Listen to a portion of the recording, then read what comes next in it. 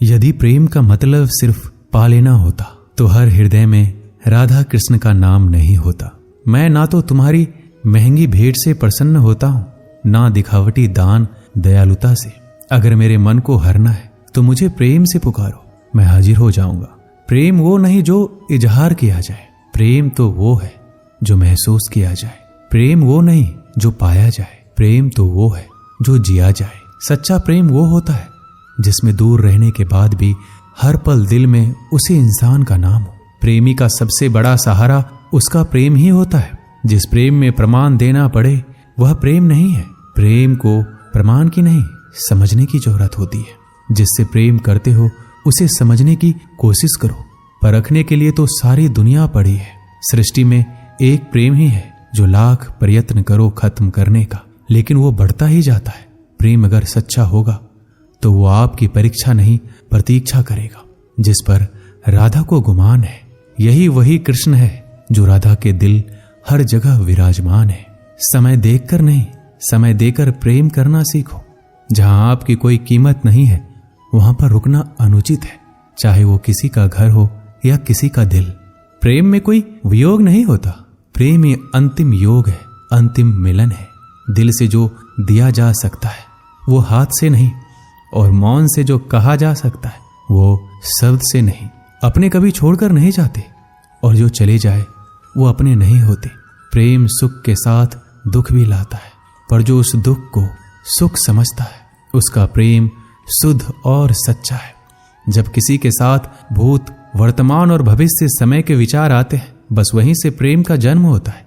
किसी से प्रेम करने की कोई वजह नहीं होती। प्रेम तो सिर्फ प्रेम है। यदि वजह है तो वो प्रेम नहीं, पसंद है। जो मनुष्य से प्रेम नहीं कर सकता वह परमात्मा से कभी प्रेम नहीं कर सकता। सब कुछ झूठा हो सकता है मगर प्रेम में बहाए आंसू नहीं। प्रेम और आस्था दोनों पर किसी का जोर नहीं। ये मन जहां लग जाए वहीं ईश्वर नजर आता है। प्रेम में दर्द हर एक को मिलता है, बस जो सह जाता है वो प्रेम निभा जाता है। मुक्ति की इच्छा का अंत हो जाना ही मुक्ति है, और प्रेम की तलाश का अंत हो जाना ही प्रेम है।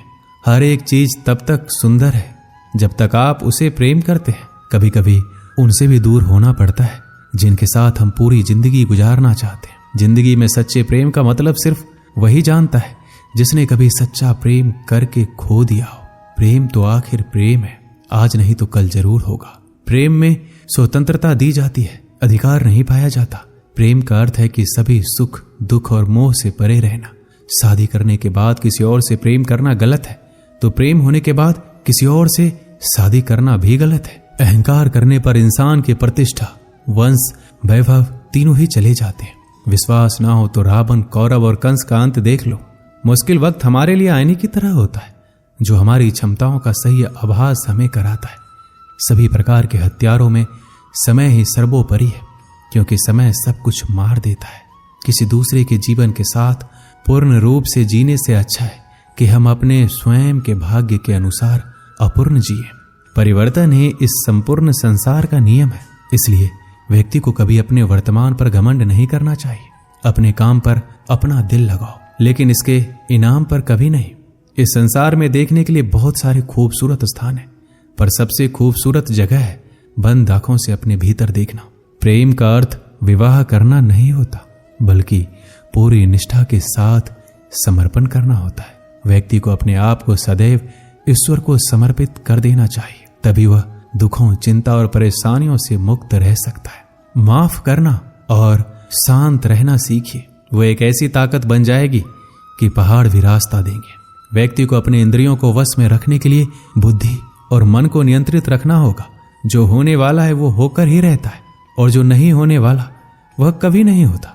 ऐसा निश्चय जिनकी बुद्धि में होता है उन्हें चिंता कभी नहीं सताती है। किसी भी व्यक्ति को ना तो समय से पहले और ना ही भाग्य से अधिक कुछ मिलता है, लेकिन उसे सदैव पाने के लिए प्रयत्नशील रहना चाहिए। श्री कृष्ण कहते हैं, इंसान हमेशा अपने भाग्य को कोसता है, ये जानते हुए भी कि भाग्य से भी ऊंचा उसका कर्म है जो स्वयं के हाथों में है। व्यक्ति को आत्मज्ञान के माध्यम से संदेह रूपी अज्ञानता को समाप्त करना चाहिए।